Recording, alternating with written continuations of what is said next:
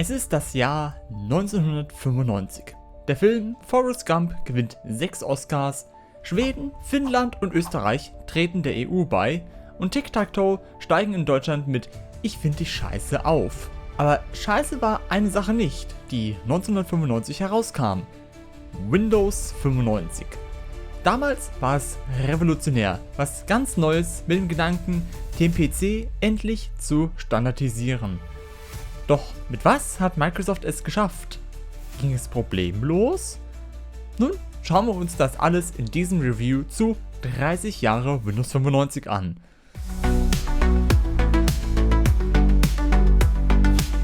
Gute allerseits. Ja, ich weiß. Ich habe das 30-jährige Jubiläum von Windows 95 ein bisschen verpasst. Aber hey, besser spät als gar nicht, ne? Nun, Windows 95 ist ein Betriebssystem, welches am 24. August 1995 auf den Markt kam. Es war einfach eine super Zeit, das System zu veröffentlichen. Jetzt nicht unbedingt wegen dem Namen, sondern es war so etwa ein Umbruchjahr. Hin zu Multimedia, Internet. Viele wollten aus dem PC einiges herausholen. Gut, das kann man nicht über deutsche Ämter sagen, dass die aus dem PC einiges holen wollten. Die PCs laufen wahrscheinlich noch mit Windows XP. Doch Windows 95 hat mit allen neuen Funktionen einen richtigen Nerv getroffen, wie ein moderner PC funktionieren wird. Und genau das hat Microsoft dann auch geschafft mit Windows 95. Es war einfacher zu bedienen, trotz dass es alles neu war und als revolutionär galt.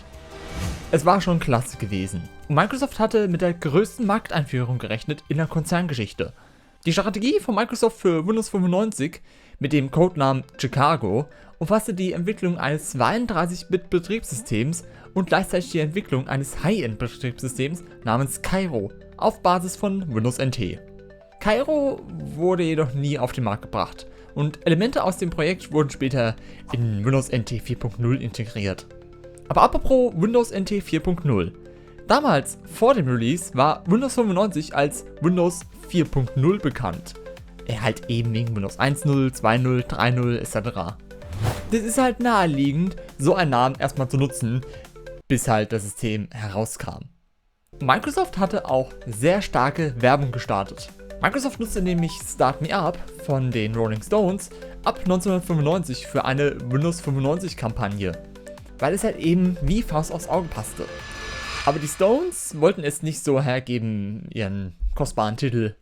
Doch irgendwie ging es dann und $3 Millionen später war das dann der erste Song von den Stones, der für Werbung genutzt wurde.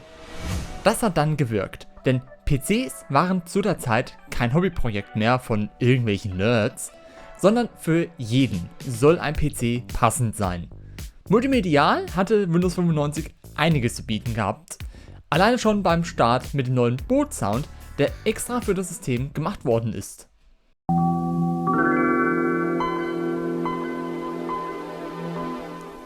Brian Eno komponierte 1994 die Startmelodie für Windows 95, die inspirierend, optimistisch und futuristisch sein sollte.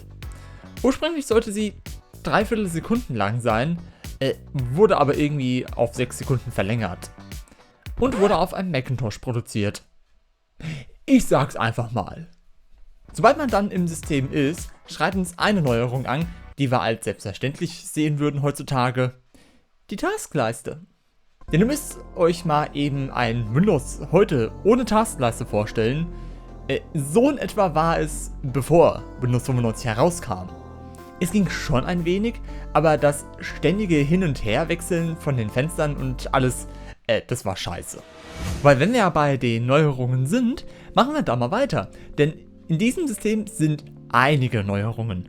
Die größte Änderung ist, dass Windows 95 ein System ist, was in 32-Bit und auch nur auf 32-Bit-Prozessoren läuft und eben noch DOS als Unterbau für Kompatibilität bei älteren Programmen. Da kommen schon ein paar Vorteile mit. Eben das 32-Bit-Dateisystem und Treiber sowie ein 32-Bit-Kernel, was halt auch alles stabiler machte.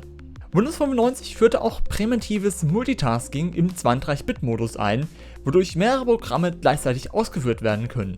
Dies ermöglichte einen systemkontrollierten Parallelbetrieb, jedoch mit eingeschränktem Speicherschutz aufgrund von Abwärtskompatibilität bei älteren Programmen.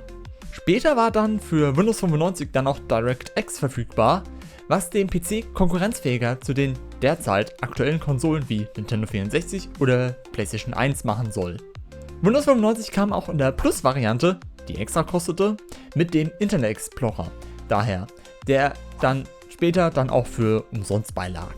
Ja, früher haben Webbrowser Geld gekostet. Stellt sich das mal einer vor heutzutage. Oh, Scheiße. Und eine Funktion, die für uns heutzutage selbstverständlich ist, aber brandneu war, ist Plug and Play. Oder wie manche sagten, Plug and Pray. Ja, der Gedanke war ja nicht schlecht gewesen, dass das System alles handhaben tut, um Gerätetreiber zu installieren. Vorher war das echt richtig ein Akt, was Neues einzubauen. Dem hat Windows 95 versucht, ja, ein bisschen Abhilfe zu geben. Wobei es halt eben auch ein Hoffen war, dass es auch funktioniert. Hoffnung gab es auch mit neuen Updates für das System. Ja, das System konnte auch in dieses Internet rein, um Updates zu laden. Deswegen seht ihr auch immer im Netz heute mit Windows 95a oder 95b, dass es halt eben große Updates für Windows waren. In 95b gab es dann das FAT32-Dateisystem und auch die USB-Unterstützung, auch wenn fehlerhaft war sie da. Fehler wurden auch in den neuen Versionen gefixt. Später gab es noch den Internet Explorer 4 und den Active Desktop. Der Active Desktop war im Prinzip dann der Desktop als Webseite, welches unbeliebt war, weil er zu viel Performance gekostet hat. Über die Jahre hat Microsoft das System gut gepflegt und selbst wo dann schon die Nachfolger verfügbar waren, wie Windows 98 oder ME. Und der Software Support wurde dann am 31. Dezember 2001 eingestellt. Da, wo Windows XP schon veröffentlicht wurde. Und heute ist jeder PC, außer natürlich Macs, mit Windows ausgestattet. Und so schön das alles klingt, Microsoft bekam auch Ärger. Und zwar richtigen Ärger. Ja, denn neben den ganzen Positiven von vorher gab es auch sehr viel Kritik noch an Microsoft. Da wirklich jeder PC mit MS-DOS oder Windows lief, hatten andere Systeme wie OS 2 oder so, die hatten keine Chance mehr gehabt auf dem Markt. Und der Internet Explorer war sehr eng im System eingebunden, dass viele mit ihm arbeiten mussten, da Alternativen wie Netscape schlechter liefen, da Microsoft wollte, dass alle den Internet Explorer nutzen sollen. Das führte 1998 zum bekannten US-Kartellverfahren gegen Microsoft, das beschuldigt wurde, seine Monopolstellung zu missbrauchen und den Browsermarkt zu dominieren. Letztendlich wurde jedoch nur Auflagen und Strafen verhängt und Microsoft konnte seinen Betrieb fortsetzen. Und gerade das mit dem Browser, das hört sich ja fast an wie das heutige Microsoft, welches unbedingt den Edge-Browser einen andrehen will. Naja, Microsoft hat ja heute mit einigem zu kämpfen. Und es ist fraglich, ob die ihren Marktanteil, den sie mit Windows 95 zum großen Teil erreicht haben, halten können mit Windows 11. Denn viele von euch, und mich ebenfalls, sind von Windows weg, da es nicht mehr das ist, was es mal war. Ich selber, ich hatte keinen großen Kontakt mit Windows 95 gehabt. Eher mit dem Nachfolger 98, welches die Großeltern auf ihrem alten PC installiert hatten.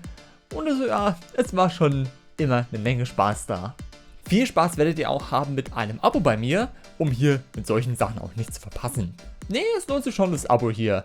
Und auch meine anderen Videos, die jetzt hier gleich empfohlen werden. Und ansonsten denke ich mal, kann ich bis dahin sagen, man sieht sich.